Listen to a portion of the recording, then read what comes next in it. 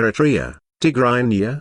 Officially the state of Eritrea is a country in the Horn of Africa, with its capital at Asmara. It is bordered by Sudan in the west, Ethiopia in the south, and Djibouti in the southeast. The northeastern and eastern parts of Eritrea have an extensive coastline along the Red Sea. The nation has a total area of approximately, and includes the Dahlak archipelago and several of the Hanish Islands. Its toponym Eritrea is based on the Greek name for the Red Sea, which was first adopted for Italian Eritrea in 1890. Eritrea is a multi-ethnic country, with 9 recognized ethnic groups in its population of around million. Most residents speak languages from the Afro-Asiatic family, either of the Ethiopian Semitic languages or Cushitic branches. Among these communities, the Tigrinyas make up about 55% of the population, with the Tiger people constituting around 30% of inhabitants. In addition, there are a number of Nilo-Saharan-speaking Nilotic ethnic minorities. Most people in the territory adhere to Islam or Christianity. The Kingdom of Aksum, covering much of modern-day Eritrea and northern Ethiopia, was established during the 1st or 2nd centuries AD. It adopted Christianity around the middle of the 4th century. In medieval times much of Eritrea fell under the Medribari kingdom, with a smaller region being part of Harmasian. The creation of modern-day Eritrea is a result of the incorporation of independent, distinct kingdoms and sultanates, for example, Medribari and the Sultanate of Osso, eventually resulting in the formation of Italian Eritrea. After the defeat of the Italian colonial army in 1942, Eritrea was administered by the British military administration until 1952. Following the UN General Assembly decision, in 1952, Eritrea would govern itself with a local Eritrean parliament, but for foreign affairs and defense it would enter into a federal status with Ethiopia for a period of 10 years. However, in 1962 the government of Ethiopia annulled the Eritrean parliament and formally annexed Eritrea. But the Eritreans, who had argued for complete Eritrean independence since the ouster of the Italians in 1941, anticipated what was coming and in 1960 organized the Eritrean Liberation Front in opposition. In 1991, after 30 years of continuous armed struggle for independence, the Eritrean liberation fighters entered the capital city, Asmara, in victory. Eritrea is a one-party state in which national legislative elections have never been held since independence. The compulsory military service requires long, indefinite conscription periods, which some Eritreans leave the country to avoid. Name. The name Eritrea is derived from the ancient Greek name for the Red Sea, based on the adjective red. It was first formally adopted in 1890, with the formation of Italian Eritrea Colonial Eritrea. The name persisted over the course of subsequent British and Ethiopian occupation, and was reaffirmed by the 1993 independence referendum and 1997 constitution. History. Prehistory. At Baya in Eritrea, one of the oldest hominids representing a possible link between Homo erectus and an archaic Homo sapiens was found by Italian scientists. Dated to over 1 million years old, it is the oldest skeletal find of its kind and provides a link between hominids and the earliest anatomically modern humans. It is believed that the section of the Danakil Depression in Eritrea was also a major player in terms of human evolution, and may contain other traces of evolution from Homo erectus hominids to anatomically modern humans. During the last interglacial period, the Red Sea coast of Eritrea was occupied by early anatomically modern humans. It is believed that the area was on the route out of Africa that some scholars suggest was used by early humans to colonize the rest of the Old World. According to linguists, the first Afro-Asiatic-speaking populations arrived in the region during the ensuing Neolithic era from the families proposed Haymat original homeland in the Nile Valley. Other scholars propose that the Afro-Asiatic family developed in situ in the Horn, with its speakers subsequently dispersing from there. Antiquity. Punt. Together with Djibouti, Ethiopia, northern Somalia, and the Red Sea coast of Sudan, Eritrea is considered the most likely location of the land which the ancient Egyptians called Punt, first mentioned in the 25th century BC. The ancient Puntites had close relations with ancient Egypt during the rule of Pharaoh Seir and Queen Hatshepsut. This is confirmed by genetic studies of mummified baboons. In 2010, a study was conducted on baboon mummies that were brought from Punt to Egypt as gifts by the ancient Egyptians. The scientists from the Egyptian Museum and the University of California used oxygen isotope analysis to examine hairs from two baboon mummies that had been preserved in the British Museum. One of the baboons had distorted isotopic data, so the other's oxygen isotope values were compared to those of present-day baboon specimens from regions of interest. The researchers initially found that the mummies most closely matched modern baboon specimens in Eritrea and Ethiopia, which suggested that Punt was likely a narrow region that included eastern Ethiopia and all of Eritrea. In 2015, isotopic analysis of other ancient baboon mummies from Punt confirmed that the specimens likely originated from an area encompassing the Eritrea-Ethiopia corridor and eastern Somalia. Anar culture. Excavations at Sembel found evidence of an ancient pre-Aksumite civilization in Greater Asmara. This urban culture is believed to have been among the earliest pastoral and agricultural communities in the Horn region. Artifacts at the site have been dated to between 800 BC and 400 BC, contemporaneous with other pre-Aksumite settlements in the Eritrean and Ethiopian highlands during the mid-1st millennium BC. Additionally, the Ona culture may have had connections with the ancient land of Punt. In a tomb in Thebes looks are dated to the 18th dynasty reign of Pharaoh Amenephis II Amenhotep II. Long-necked pots similar to those that were made by the Ona people are depicted as part of the cargo in a ship from Punt. Gash group. Excavations in and near Aghordat in central Eritrea yielded the remains of an ancient pre-Aksumite civilization known as the Gash group. Ceramics were discovered that were related to those of the C group Temayu pastoral culture, which inhabited the Nile Valley between 2500 to 1500 BC.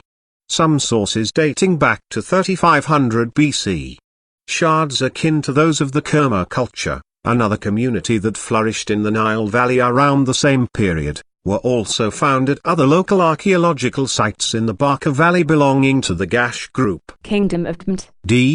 Mount was a kingdom that encompassed most of Eritrea and the northern frontier of Ethiopia. The polity existed during the 10th to 5th centuries BC. Given the presence of a massive temple complex at Yea, this area was most likely the kingdom's capital. Kohuito, often identified as the town of Kolo in the periplus of the Erythraean Sea, as well as Matara were important ancient Mount Kingdom cities in southern Eritrea. The realm developed irrigation schemes, used plows, grew millet, and made iron tools and weapons. After the fall of Mount in the 5th century BC, the plateau came to be dominated by smaller successor kingdoms. This lasted until the rise of one of these polities during the 1st century, the Kingdom of Aksum, which was able to reunite the area. Kingdom of Aksum. The Kingdom of Aksum was a trading empire centered in Eritrea and northern Ethiopia.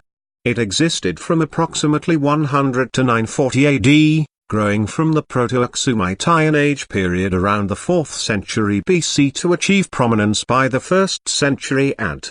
According to the medieval Liber Aksumi Book of Aksum, Aksum's first capital, Mazaba, was built by Etipes, son of Cush. The capital was later moved to Aksum in northern Ethiopia. The kingdom used the name Ethiopia as early as the 4th century. Under Izanu FL 320 to 360, Aksum later adopted Christianity.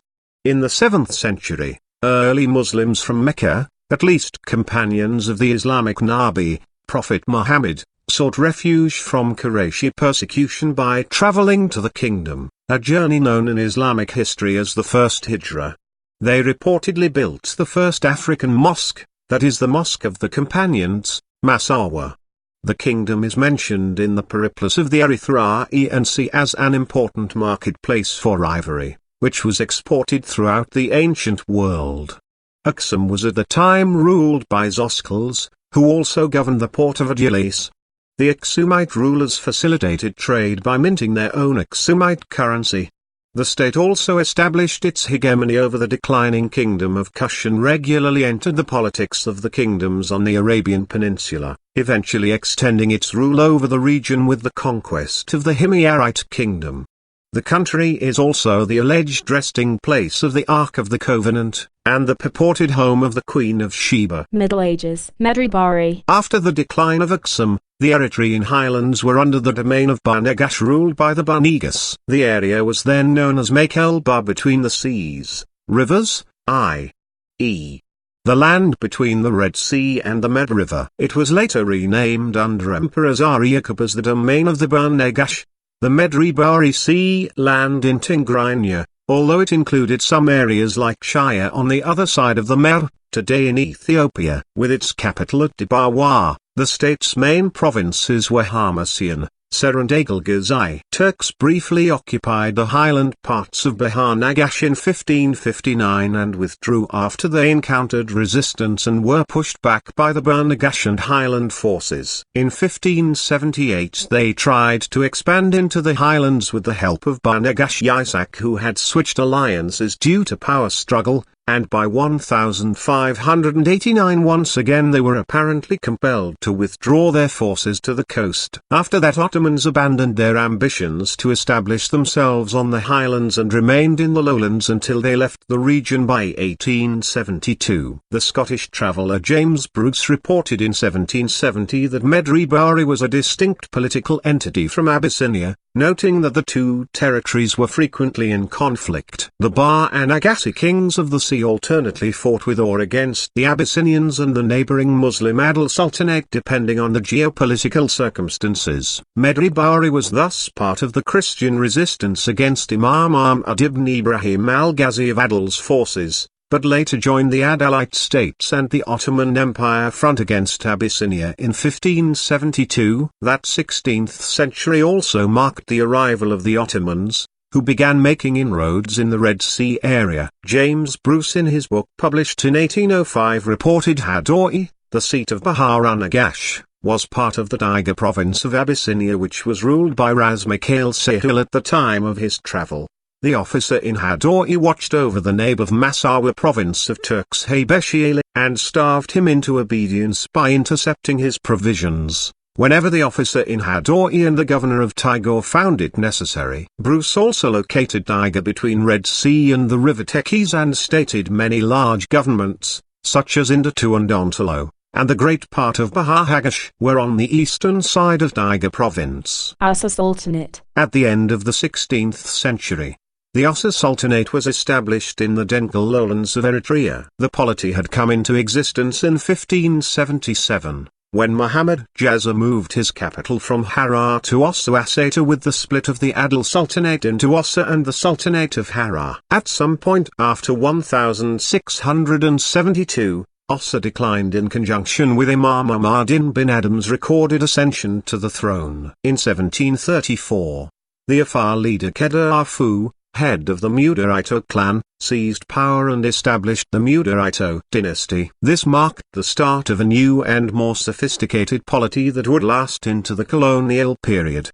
The Ottomans were eventually driven out in the last quarter of the 16th century. However, they retained control over the seaboard until the establishment of Italian Eritrea in the late 1800s. Or 1870. The ruling Sultan of Rayita sold lands surrounding the Bay of Assab to the Rabatino Shipping Company. The area served as a coaling station along the shipping lanes introduced by the recently completed Suez Canal. It had long been part of the Ottoman Haybeshiali centered in Egypt. The first Italian settlers arrived in 1880. In 1888, the Italian administration launched its first development projects in the new colony. The Eritrean Railway was completed to Sati in 1888, and reached Asmara in the highlands in 1911. The Asmara-Massawa cableway was the longest line in the world during its time, but was later dismantled by the British in World War II. Besides major infrastructural projects, the colonial authorities invested significantly in the agricultural sector. It also oversaw the provision of urban amenities in Asmara and Massawa, and employed many Eritreans in public service. particularly in the police and public works departments. In 1922, Benito Mussolini's rise to power in Italy brought profound changes to the colonial government in Italian Eritrea. After Il Duce declared the birth of the Italian Empire in May 1936, Italian Eritrea enlarged with northern Ethiopia's regions, and Italian Somaliland were merged with the just conquered Ethiopia in the new Italian East Africa Orientale Italiana administrative territory. This fascist period was characterized by imperial expansion in the name of a new Roman Empire. Eritrea was chosen by the Italian government to be the industrial center of Italian East Africa.